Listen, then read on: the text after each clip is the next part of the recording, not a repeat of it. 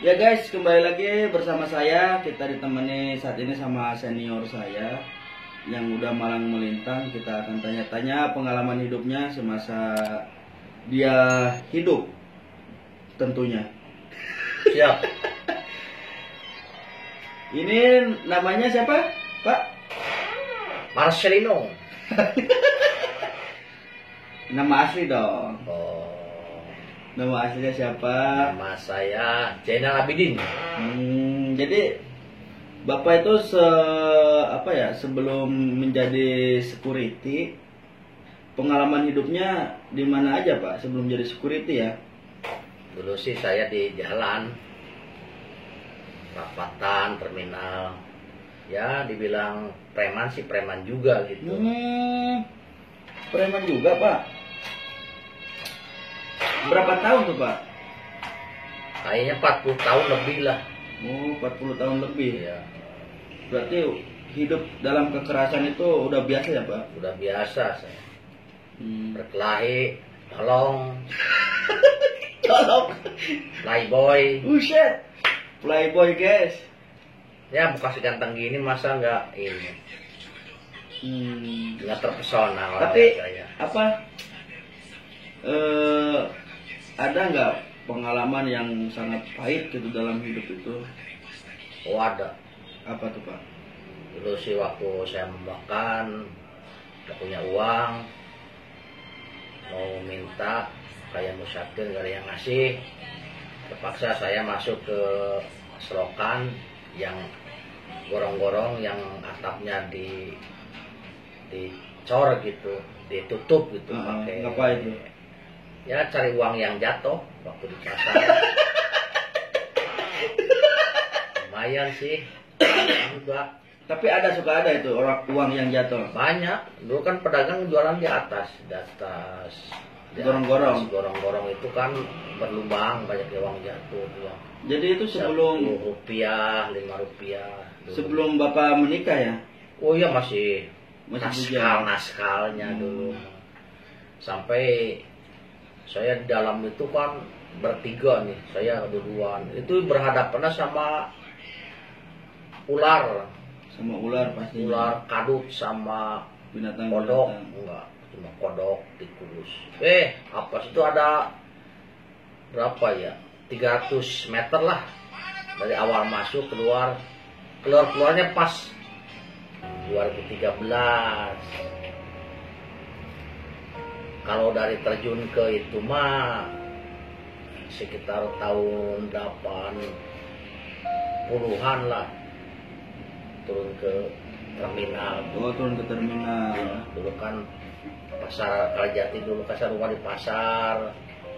Rumah saya masih bambu gitu kan. Sabar ya Pak Ai. Nikah tahun berapa Pak? 88 saya. Nikah tahun 88. Kamu nanya. Tanya-tanya. Berarti pertama terjun ke dunia security tahun berapa tuh? Ya, habis dari 2013 lah, udah bosan di jalan gitu. 2014-an ya? 2013 saya itu ikut proyek jadi tukang parkir gitu kan, bongkar muat barang gitu kan. Terus saya jaga alat-alat berat gitu.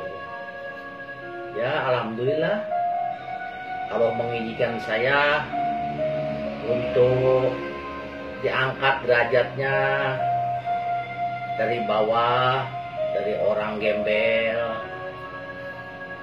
sampai saya menjadi Sekarang karyawan lah. Jadi ya ditarik saya jadi security proyek, diangkat gitu. Meskipun saya ijazah nggak tinggi amat gitu. berarti udah rezekinya ya Pak? Ya alhamdulillah gitu. Pas jadi security itu kan awal mulanya kan kita harus pengenalan dulu gitu kan ya.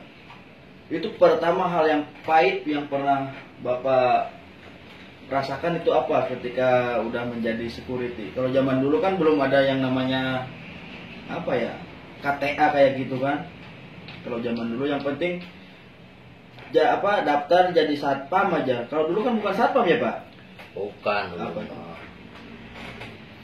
Apa ya? Dibilang centeng ya centeng juga centeng. Centeng. Iya. Tapi ya istilahnya kita jaga alat berat, yang disebutnya pengamanan lah. Pengamanan dari lingkungan gitu. Ya meskipun kita pakai seragam satpam juga kan belum punya KTA. Oh dulu Pak ya. Nah, lagi pula kan nggak ada sidak dari Polres, dari Polda, dari Polsek gitu kan. Masih sah-sah aja gitu kan. Yang penting terdaftar di pabrik dan terdaftar di Polsek gitu. Pengalaman pahitnya tuh ketika jadi satpam apa tuh Pak? Oh banyak sekali sih. Satu aja yang pokoknya sangat pahit. Ya diantaranya kita dimarahi sama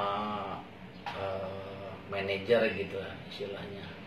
Jadi pengalihan proyek ke PT gitu. PT juga sih, proyek juga PT juga. Jadi PT-nya untuk proyek pembangunan, jadi udah selesai gitu, langsung diserahkan ke PT yang punya gitu. Enggak, pengalaman pahitnya itu ketika menghadapi siapa tuh? Premanisme, apa karyawan, apa tuh? Kalau untuk karyawan mah sama premanisme udah emang saya orangnya gitu ya. Oh berarti iya kan tadi kan udah mengerti lah ya, bagaimana cara menghadapi premanisme ya, gitu kan. Jadi preman sama karyawan yang rese gitu semua udah biasa. Cuma ya ini yang saya bermasalah itu kadang-kadang kan ada anggota masuk tapi dia nggak mengikuti peraturan gitu. Itu kan banyak ya Pak, kalau security itu pasti banyak banyak permasalahannya gitu. Permasalahan ya.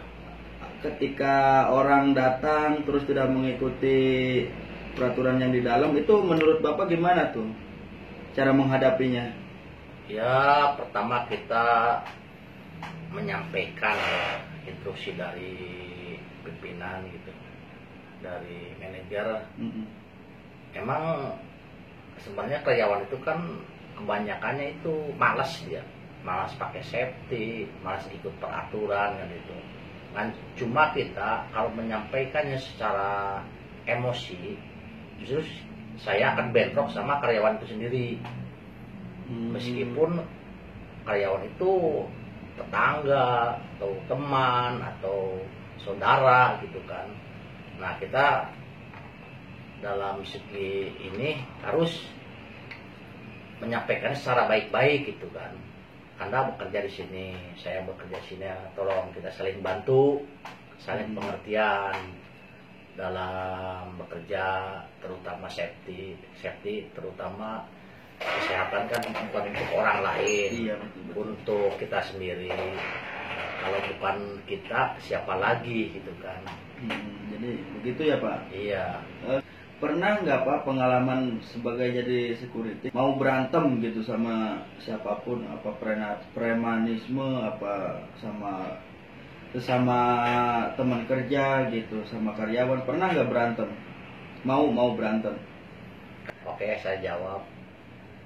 Kalau namanya kita masuk baru, saya kan kerja paling belakangan. Ya otomatis lah, yang namanya senior kan. Apalagi kan kita dulunya selain preman kan udah ikut gabung sama ormas. Jadi untuk segi pengamanan dan lagi pula kan saya di kampung saya kan rajin ronda malam. Jadi untuk pengamanan saya tahu betul gitu kan. Pergerakan karyawan yang naskal gitu kan, yang ikut gabung kan ikut peraturan itu saya udah tahu. Nah cuma kadang-kadang saya suka beda pandangan dari yang senior.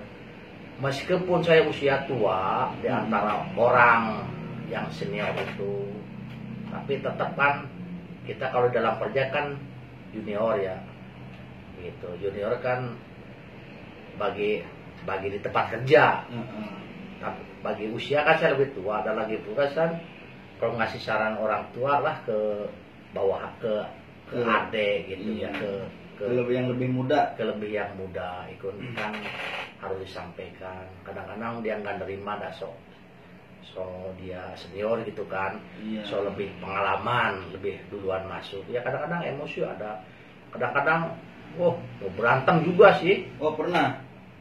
Kalau berantem duelnya sih enggak, cuma kalau berantem omongan sih ya sering menggelegar. Kayak saya kalau nafsu udah keluar mukul, takutnya dipidanakan, karena saya nendang apa aja yang ada, sampah. Gimana kalau ada istri di situ ditendang? Loh, gak ada lah, dari kerja gak ada. Oke Pak, baik, terima kasih apa sudah berbagi tentang pengalaman semasa hidupnya. Semoga Bapak dikasih kesehatan, amin, umur panjang. Amin.